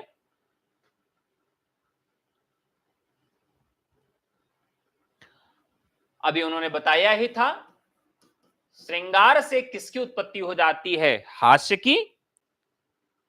रौद्र से उन्होंने कहा कि करुण की उत्पत्ति हो जाती है। वीर से अद्भुत की उत्पत्ति हो जाती है, और विभत्स से भयानक की उत्पत्ति हो जाती है। यानी कि उन्होंने कुल रसों की संख्या कितनी मानी? 4 मानी, और उन्हीं 4 रसों से ही बाकी रसों की उत्पत्ति हो गई। यहां पर लिख लेंगे मूल रस, उत्पादित रस, ठीक है। भरत मुनि ने मूल रस कितने माने? तो भरत मुनि ने मूल रसों को माना है कितना? 4। और उत्पादित रसों को कितना माना है? 4। चलिए देख लेते हैं कैसे याद रहेगा। श्रृंगार, श्रृंगार का मतलब है जहां नायक और नायिका के मिलन की बात की जाए और या तो उसके बिछुड़न की बात किया जाए, ठीक है। अब नायक और नायिका मिले और एक दूसरे को गुदगुदी करने लगे तो क्या होगा? हास्य आ जाएगा। इसी तरह से याद रखिएगा, नायक और नायिका मिलेंगे, आपस में अठखेलियां करेंगे तो हंसेंगे ही ना। होता ही यही है कि भाई आप नायक और नायिका हैं तो खुश रहेंगे, आपस में मिलेंगे तो हंसेंगे, अठखेलियां करेंगे, और हंसेंगे इसका मतलब है श्रृंगार से हास्य का जन्म होता है। इस तरीके से इसको हम याद रख सकते हैं। रौद्र से करुण का, रौद्र से करुण का। अब देखिए, जैसे आप बहुत रौद्र रूप धारण कर लीजिए तो आपको तुरंत क्या होगा? तो नहीं, लेकिन जैसे जैसे आपका रौद्र रूप उतरेगा वैसे वैसे आप दुखी भी हो जाएंगे। जैसे आप अपने बच्चे के ऊपर एकदम रौद्र रूप धारण कर लिए, आज तुमको मार डालूंगा, कुछ भी हो जाए काट डालूंगा, और फिर धीरे धीरे जब आप साधारण रूप में आते हैं तो बड़े दुखी हो जाते हैं, करुणा आपके अंदर आ जाती है। बताओ बेचारे गदिलवा को काहे मार दिए? हाँ, प्यारे बच्चे को मैंने क्यों मार दिया? अभी तो नादान है ना। आप मान लीजिए गाय का दूध निकालने गए, गाय ने 2 लात मारा, फिर क्या हुआ? आप एकदम रौद्र रूप हो गए, आज या तो तू रहेगी या तो मैं रहूंगा। मैं गाय को धड़ाधड़ लाठी से पीटने लगे, रौद्र रूप धारण कर लिए, फिर एकदम दुखी होके करुणा में आ गए। करुणा में, अरे यार काहे लिए मार दिए बेचारी, उसको क्या इतना ज्ञान है? तो कहने का मतलब है रौद्र से करुण का जन्म हो गया, श्रृंगार से हास्य का जन्म हो गया, और वीर से अद्भुत का जन्म कैसे होगा? अब देखिए वीरता होती क्या है? वीरता होती है आपके गुरु या आपके देश के प्रति, आपके माता पिता अभिभावक के प्रति किसी ने अगर, जहां जहां भक्ति शब्द है, जहां जहां भक्ति लगा सकते हो, वहां वहां आप रौद्र रूप धारण करोगे। मातृ पितृ भक्ति के लिए आप रौद्र रूप धारण कर सकते हो, ठीक है। आप पत्नी के लिए रौद्र रूप धारण नहीं कर सकते, ध्यान रखिएगा। यहां पर ये मत लगाइए कहिए गुरुजी हमको बताएं कि पत्नी के लिए रौद्र रूप धारण कर सकते हैं, वो गिरा के मारेगी पत्नी, बेटा हमसे कुछ मत कहिएगा। यहां जहां आप रौद्र रूप धारण कर सकते हैं, कहां कहां, सॉरी वीर, मैं उल्टा चला गया, कहां कहां वीरता दिखा सकते हैं, तो जहां जहां भक्ति शब्द आएगा, क्षमा करिएगा फिर से मैं वीर की बात कर रहा था, रौद्र निकल गया मुंह से। तो जहां जहां वीरता दिखा सकते हो, पत्नी से वीरता नहीं दिखा सकते हो, कुटा जाओगे और किसी से बता भी नहीं पाओगे। तो वीरता आप कहां कहां दिखा सकते हैं, जहां जहां भक्ति आएगी, जहां जहां भक्ति शब्द लगा सकते हो। जैसे गुरु भक्ति, तो गुरु की अगर कोई निंदा करेगा तो वहां वीर रस आपके अंदर आएगा। देशभक्ति, राष्ट्र भक्ति, राष्ट्र के प्रति कोई अगर द्रोह करेगा तो वहां आपके अंदर वीरता आ जाएगी। मातृ पितृ भक्ति, उसके प्रति कोई अगर गलत काम करेगा, कुछ अपशब्द बोलेगा, तो वहां पर आपके अंदर वीरता आएगी, ठीक है। तो जहां जहां भक्ति शब्द आप ला सकते हैं, वहां वहां वीरता होगी। और जब वीरता बहुत एक्सट्रीम लेवल पर बहुत आगे निकल जाती है तो बड़ा अद्भुत हो जाता है, ठीक है। अब हुआ क्या कि मान लीजिए कि किसी ने कह दिया कि भैया ऐसा है कि तुम्हारा देश जो है बहुत बेकार है। कोई पाकिस्तानी आ जाए, कह दे तुम्हारा देश गरीब है, तुम्हारे देश में क्या है। अब आपके अंदर इतना ज्यादा वीरता आ गई कि फिर आपने एक थप्पड़ मारा और वो 1 किलोमीटर तक उड़ता उड़ता चला गया। पाकिस्तानी ऐसे उड़ रहा है, खड़ खड़ खड़ खड़ खड़ खड़ खड़, एक थप्पड़ मारे उड़ता हुआ चला गया। इसका मतलब ये हुआ कि जब वीरता जो है बहुत ज्यादा आ जाती है तो अद्भुत रह जाता। अब बाकी जो लोग खड़े थे एकदम दंग, अरे यार ये कैसे हो गया, एक थप्पड़ से एक पाकिस्तानी को 1 किलोमीटर तक आपने भगा दिया। तो जहां पर लोक सीमा से परे कोई एक चमत्कार हो जाए, वहां अद्भुत रस हो जाता है। तो वीरता जब बढ़ जाती है तो वहां पर अद्भुत रस हो जाता है। विभत्स, ठीक है। बीभत्स क्या होता है, मान लीजिए जैसे, अब मान लीजिए आप थोड़ा सा देखिए रूप बीभत्स का। बीभत्स क्या है, तो मान लीजिए कोई जा रहा है घर, तो रास्ते में इसने देखा कि एक कुत्ता मरा पड़ा है, ठीक है। उसकी जो अतड़ी है उसको निकाल के सियार खा रहा है। कह रहा अरे वाह गुरु, आज इतना बढ़िया पार्टी होगी, एकदम मजेदार। जीव जो है उसका कौवा खींच रहा, कह रहा है क्या गजब जीव है, ठीक है।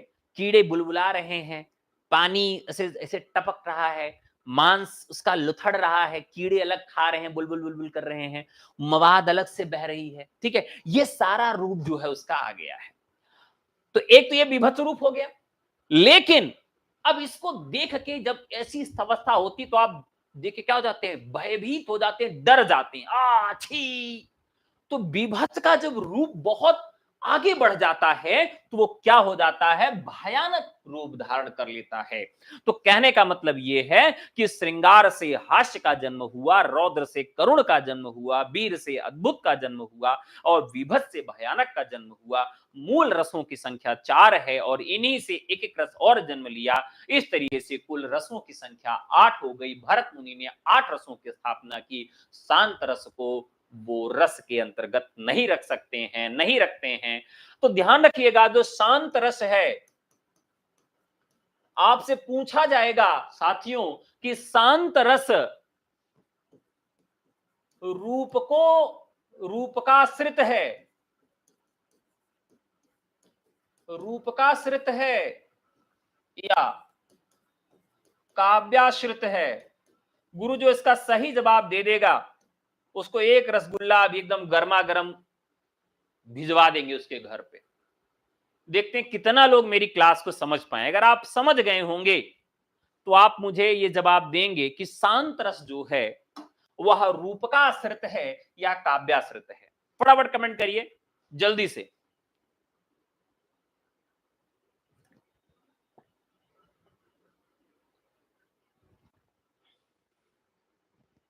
सबसे पहले आया है सुबोधिनी जी का। चलिए बधाई हो, आपको एक रसगुल्ला डिलीवर किया जा रहा है। एकदम सही बात है। देखिए क्योंकि ये शांत रस नाटक पे काम करता नहीं, भरत मुनि ने इसको बाहर कर दिया। शांत रस का प्रयोग कहां किया जाता है? काव्य में किया जाता है। ठीक है, ये आपको क्लियर हो गया, वेरी गुड। चलिए आगे बढ़ते हैं।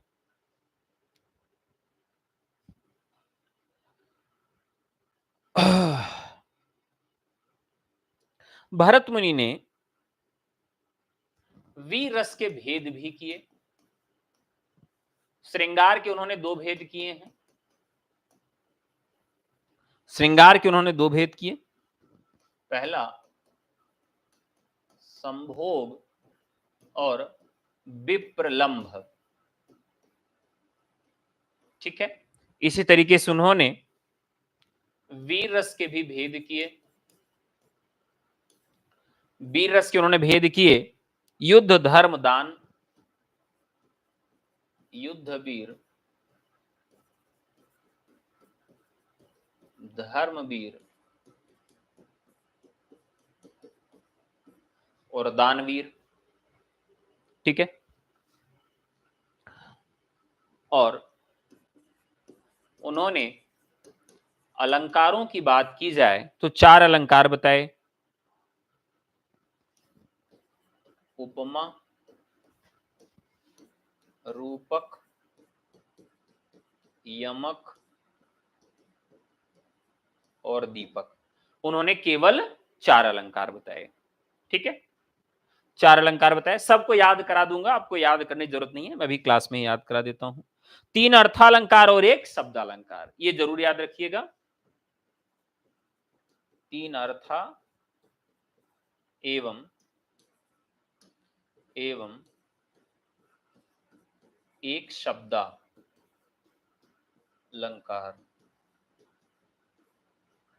क्लियर है?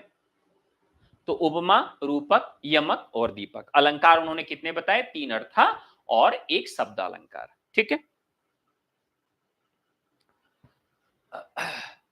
इतना बता दें। चलिए ठीक है। श्रृंगार, संभोग और विप्रलंभ, माने एक संयोग होगा तो संभोग होगा और अलगाव होगा तो विप्रलंभ होगा। वीरता में युद्ध, धर्म और दान। ठीक है, कैसे याद रखेंगे? तो यहां याद रखेंगे धर्म के लिए। ठीक है, यहां पर ऐसे याद रखेंगे धर्म के लिए लोग दान देते हैं और युद्ध भी करते हैं। ठीक है, कैसे याद रखेंगे? वीर लोग धर्म के लिए दान भी देते हैं और युद्ध भी करते हैं। जैसे कर्ण जो था वो दानवीर भी था। कर्ण क्या था? दानवीर भी था। उसने युद्ध भी किया और धर्म के ऊपर भी चला। तो ऐसे याद रख सकते हैं कि वीर लोग क्या करते हैं? धर्म के लिए दान भी देते हैं और युद्ध भी करते हैं। ऐसे याद रखेंगे। अलंकार उन्होंने चार बताए हैं, तो कैसे याद रखेंगे? उरुदीय। ऐसे याद रखेंगे, एक ट्रिक हो गई इसकी, उरुदीय। एक दाल होती है जिसको कहते हैं उर्द। उर्द, उर्द, ध्यान। तो उसे उसका नाम होता है उरद। उरद। उरद क्या होता है?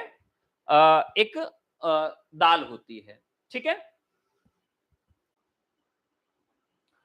तो यहां पर उरद जो है एक दाल है और उसी में य लगा दिया गया है, तो उर्दीय कैसे याद रहेगा? उरद की दाल य, उर्दीय। उपमा, रूपक, दीपक और यमक। उपमा, रूपक, दीपक, यमक, ये चार अलंकार बताएं। उर्दीय कैसे याद रखेंगे? उरद, उरद एक दाल है उसी में या लगा दिए, उर्दीय। उर्दीय से इनके अलंकार हो गए। ठीक है, फिर आगे बात करेंगे।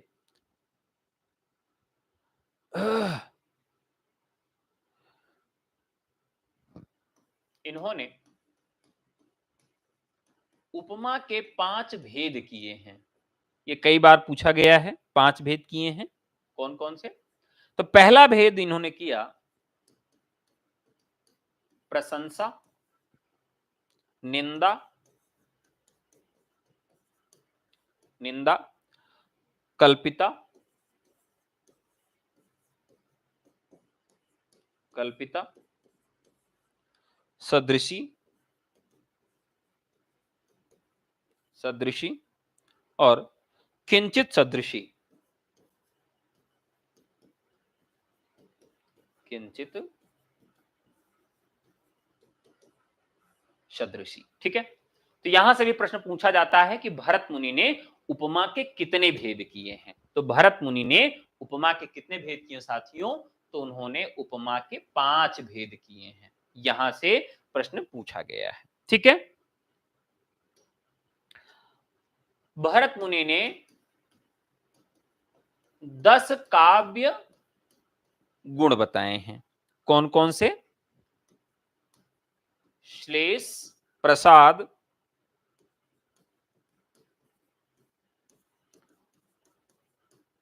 समता, समाधि, माधुर्य, ओज, पद सौकुमार्य, पद सौकुमार्य, अर्थ व्यक्ति,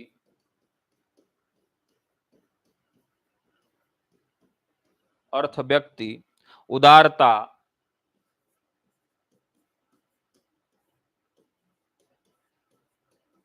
कांति,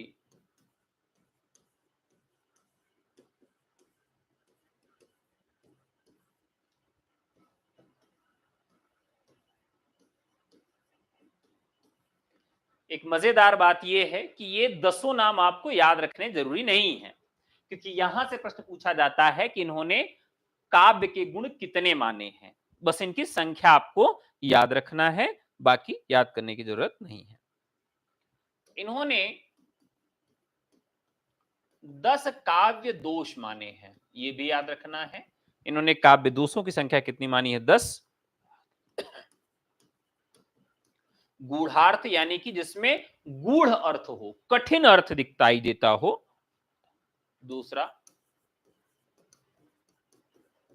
अर्थांतर। तीसरा, अर्थहीन, जिससे अर्थहीन निकले। भिन्नार्थ, अलग अर्थ निकले। पांचवा, एकार्थ, एक अर्थ जिसमें निकले। अभिप्लुतार्थ,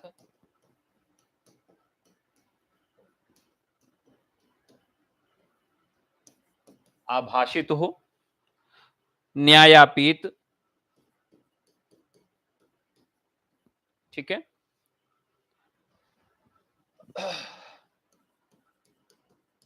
ये सब मैं डिफाइन करके अलग से लिखाऊंगा, क्योंकि ये सब आएगा आपके लिए, तो उसके लिए आपको टेंशन लेने की जरूरत नहीं है। विषम, विषम,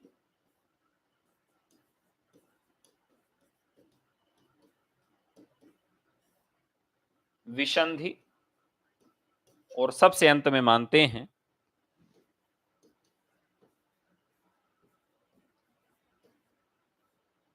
शब्दच्युत। ठीक है, तो इन्होंने साथियों ये 10 काव्य दोष माने हैं और 10 वो जो माने वो मैंने बता दिया। नेक्स्ट है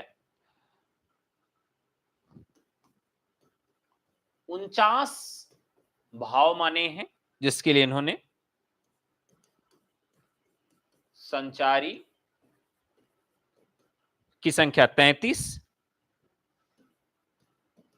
8 स्थाई, धन 8 सात्विक। तो भावों की संख्या इन्होंने कितनी मान ली? 49 मान ली है।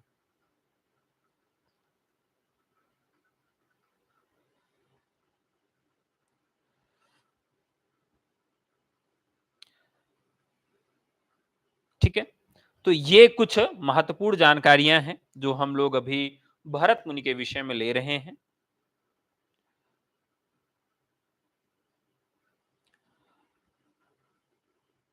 अब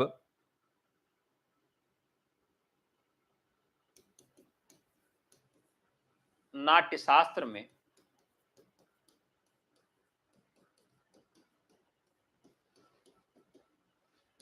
काव्य की आलोचना नाट्यशास्त्र में काव्य की आलोचना जो भरत मुनि ने किया है वह वाचिक अभिनय के प्रसंग में किया है। यहां सभी आचार्यों का एक प्रोफाइल बना दे रहे हैं, जो महत्वपूर्ण चीजें हैं उनको हम इसमें ऐड ऑन कर दे रहे हैं। और लगभग चीजें हमने देख लिया, बाकी इनके विषय में डीपली पढ़ेंगे जब हम नाट्यशास्त्र पढ़ेंगे। एक एक अध्याय में आपको बताएंगे कि पहले अध्याय में क्या है, दूसरे में क्या है, तीसरे में क्या है, चौथे में, इस तरह से जो जो महत्वपूर्ण अध्याय हैं उन अध्यायों के विषय में आपसे हम चर्चा करेंगे। साथियों, ये नया टॉपिक है, इस नए टॉपिक से चाहें तो आप हमारे बैच में जुड़ सकते हैं। UP assistant professor, TGT, PGT, LT grade, GIC प्रवक्ता और KVS, NVS, EMRS, Uttarakhand LT grade, DSSB, Jharkhand, किसी भी राज्य के अगर शिक्षक भर्तियों की तैयारी कर रहे हैं हिंदी विषय से, तो टीचर्स एकेडमी में आप सबका स्वागत है। काव्यशास्त्र आपको रटना नहीं पड़ेगा, ये वादा है मेरा। कक्षा में ही आपको सब कुछ याद करा दूंगा और आपको भूलेगा नहीं। बस आप मेरे साथ पूरा समय बिताइए और 100% आपको लगेगा कि आप जो भी पढ़ रहे हैं वो क्लास में याद हो जा रहा है। और काव्य शास्त्र से आपका एक भी प्रश्न गलत नहीं होगा, ये भी वादा है। तो चलिए हमारा नंबर नोट कर लीजिए। नंबर है 96 28 95 92 37। या टीचर्स एकेडमी का जो हमारा एप्लीकेशन है गूगल प्ले स्टोर से डाउनलोड कर सकते हैं, वहां से भी आप जुड़ सकते हैं हमसे। या आप हमारे फ्री टेलीग्राम ग्रुप पे जुड़ना चाहें, जिसमें हम लोग क्विज कराते रहते हैं और विभिन्न सूचनाएं देते रहते हैं, वीडियोस देते रहते हैं आपको, तो वो आपको डिस्क्रिप्शन में लिंक के माध्यम से वहां से भी आप जुड़ सकते हैं। या आप चाहते हैं तो हमें व्हाट्सएप करके भी यहां से लिंक प्रोवाइड करवा सकते हैं। तो साथियों, आज के लिए इतना ही। आपको ये क्लास कैसी लगी कमेंट करके जरूर बताइएगा। कल फिर आप सबके सामने उपस्थित होगा, लेकिन कल की क्लास जो होगी वो मॉर्निंग में होगी। ठीक है, कल की क्लास जो होगी साथियों वो मॉर्निंग में होगी, इवनिंग में कल क्लास नहीं होगी। ठीक है, कल की क्लास कब होगी? मॉर्निंग में होगी। तो कल मॉर्निंग में आप सबसे पुनः मुलाकात होगी। और आज के लिए इतना ही। मॉर्निंग में 9:30 से 10 के बीच में, नया सॉरी 10:10 पे कर लेते हैं। तो कल 10:10 AM पे कर लेते हैं क्लास। 10:10 से आप सबकी क्लास होगी। तो आइए, स्वागत रहेगा मॉर्निंग के क्लास में। इसी पार्ट को, दूसरे पार्ट को हम सब शुरू करेंगे। सुबोधनी जी, अब याद रहेगा, घबराइए नहीं। काव्यशास्त्र को इस बार अच्छे से पढ़िए, सब याद हो जाएगा, कोई दिक्कत नहीं है। ठीक है, एक बार हमसे पढ़ के देखिए, फिर से निश्चित तौर पे याद हो जाएगा। ठीक है, तो चलिए आज के लिए इतना ही। धन्यवाद।